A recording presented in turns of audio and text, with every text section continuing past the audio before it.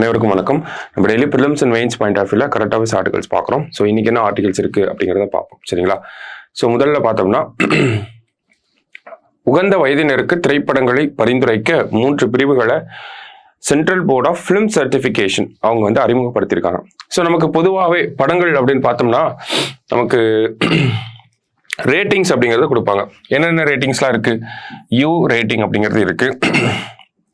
அதை தாண்டி பார்த்தோம்னா நமக்கு யூ, அடுத்தது ஏ ரேட்டிங் கொடுப்பாங்க, யூஏ அப்படிங்கிற ரேட்டிங் இதெல்லாம் கொடுப்பாங்க. சரியா? ஸோ இந்த 3 டைப் ஆஃப் ரேட்டிங்ஸ் தான் நமக்கு தெரிஞ்சது இல்லையா? ஸோ இந்த யூ ரேட்டிங் பார்த்தோம்னா எல்லாருமே பார்க்கக்கூடிய படங்கள், சிறுவர்கள்ல இருந்து எல்லாருமே பார்க்கலாம். ஏ ரேட்டிங் கொடுக்குற படங்கள்லாம் பார்த்தோம்னா 18 வயசுக்கு மேல இருக்கிறவங்க மட்டும் தான் பார்க்க முடியும். சரிங்களா? 18+ மட்டும் தான் பார்க்க முடியும். யூஏ அப்படிங்கிறது மோரார்லெஸ் எல்லாருமே பார்க்கக்கூடிய அளவுல தான் இருக்கும். சரியா? ஸோ இவ்வளவு நாள் இருந்த ஒரு விஷயம் அப்படிங்கிறது இதுதான். இப்ப மத்திய அரசாங்கம் என்ன பண்ணிருக்காங்க அப்படின்னு பார்த்தோம்னா, இந்த யூஏ அப்படிங்கிற கேட்டகரியவே ஒரு சிலவற்றை பிரிச்சிருக்காங்க. சரிங்களா?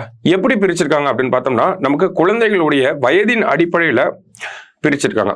என்ன ஒரு காரணம் அப்படின்னு பார்த்தோம்னா, திரைப்படங்களை பொறுத்த வரைக்கும் பார்த்தோம்னா நமக்கு குழந்தைகளுக்கு வன்முறையை காட்டக்கூடிய காட்சிகள், அதே மாதிரி போதை பழக்கங்கள் இருக்கக்கூடிய காட்சிகள், இந்த மாதிரியான காட்சிகள்லாம் வரப்ப அது அந்த குழந்தைகள் மேல என்ன மாதிரியான தாக்கத்தை ஏற்படுத்தும் அதெல்லாம் அனலைஸ் பண்ணி நமக்கு ஒரு 3 பிரிவுகளை வந்து கொடுத்துருக்காங்க. ஓகேவா? ஸோ அது என்னென்ன பிரிவுகள் அப்படின்னு பார்த்தோம்னா, யூஏ 7+, யூஏ 13+ அண்ட் யூஏ 16+ அப்படின்னு சொல்லி ஒரு 3 புதிய கேட்டகரி அப்படிங்கிறது நமக்கு வந்திருக்கு. சரியா? ஸோ அதான் யூஏ 7+, அடுத்தது யூஏ 13+, அடுத்தது யூஏ 16+. ஓகேவா? ஸோ இந்த 7, 13, 16 இது எல்லாமே பார்த்தோம்னா அந்த குழந்தைகளுடைய வயதை அடிப்படையாக வச்சு நமக்கு பிரிச்சிருக்காங்க. ஸோ அதுக்கு ஏற்ற மாதிரி பெற்றோர்கள் இந்த அவங்களுடைய குழந்தைகளோட வயதுக்கு அடிப்படையில் அந்த படத்துக்கு கூட்டிட்டு போகலாமா வேணாமா அப்படிங்கிறத டிசைட் பண்ணிக்கலாம். சரியா?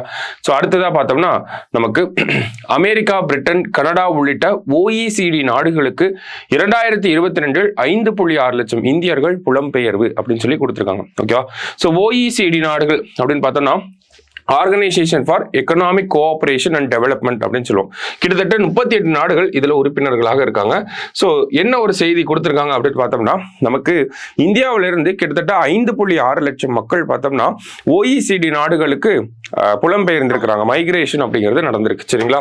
ஸோ அந்த ஒரு செய்தி தான் கொடுத்துருக்காங்க. அதுல அதிகமா எங்க போயிருக்காங்க அப்படிங்கிறது அந்த ஒரு காரணங்களை கொடுத்துருக்காங்க. என்ன மாதிரியான காரணங்களுக்காக போயிருக்காங்க அப்படின்னு பார்த்தோம்னா, ஃபர்ஸ்ட் உயர் படிப்பு, ஹையர் ஸ்டடீஸ்க்காக போறது அதிகம். அடுத்ததுதான் எம்ப்ளாய்மெண்ட் அப்படிங்கிறது, அடுத்தது திருமணம், இந்த மாதிரியான காரணங்களுக்காக அந்த OECD நாடுகளுக்கு மக்கள் குடிபெயர்ந்துட்டு இருக்காங்க. சரியா? அந்த வகையில பார்த்தோம்னா அதிகமான மக்கள் இந்தியாவில இருந்து தான் போயிருக்காங்க. அப்ப இந்த OECD நாடுகளுக்கு மத்தியில மைக்ரேஷன் அதிகமா இருக்கிறது இந்தியாவில தான் 5.6 lakh people. சரிங்களா? 2021 காட்டிலும் 2022 அதிகமான இந்தியர்கள் வந்து குடிபெயர்ந்திருக்காங்க, வெளிநாடுகளுக்கு போயிருக்காங்க, குறிப்பா OECD நாடுகளுக்கு போயிருக்காங்க. 2ஆம் இடத்துல பார்த்தோம்னா சைனா இருக்காங்க. சரியா? ஸோ இந்த ஒரு டேட்டாவை நமக்கு இந்த செய்தியில கொடுத்துருந்தாங்க. ஜஸ்ட் என்ன அப்படிங்கிறத பார்த்துக்கோங்க. சரியா? நமக்கு மைக்ரேஷன் அப்படிங்கிற டாபிக்லாம் வந்துச்சுன்னா இந்த மாதிரியான டேட்டாஸை நம்ம கோட் பண்ணி காட்டலாம். சரியா? ஸோ மெயின்ஸ் பாயிண்ட் ஆஃப் வியூல யூஸ் ஆகுது. சரியா? ஸோ இன்னைக்கு 2 இம்பார்ட்டன்ட் டாபிக்ஸ் பார்த்துருக்கோம். தேங்க்யூ.